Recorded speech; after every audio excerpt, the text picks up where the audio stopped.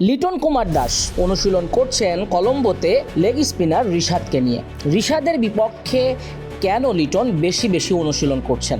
সেখানে আছেন মুশতাক আহমেদও। তার কারণটা হলো লিটন রানে ফিরেছেন। এবারে সফরে লিটন গুগলি রং অ্যান্ড ডেলিভারিতে পরাস্ত হয়েছেন বেশি। তাই তো লেগ স্পিনটা যাতে সমস্যা না হয় সেজন্যই রিশাদকে নিয়ে অনুশীলন করছেন। স্পিনারদের খেলতেই বাংলাদেশের ক্রিকেটারদের ঘাম ছুটে যায়, তার উপর যদি লেগ স্পিন হয় কিংবা আনঅর্থোডক্স স্পিন হয় তাহলে তো আর কথাই নেই। লিটন সহ হৃদয়রাও এগুলোতে ভুগেছে বেশি। টি-20তে ডট বল হলে পিছিয়ে পড়ে দল, আর এই ওভারগুলো বেশ চাপের সঙ্গে সামাল দিতে হয়। লিটন অনুধাবন করতে পেরেছেন তাকে এক ম্যাচ রান করে 10 ম্যাচে নিষ্প্রভ থাকলে হবে না।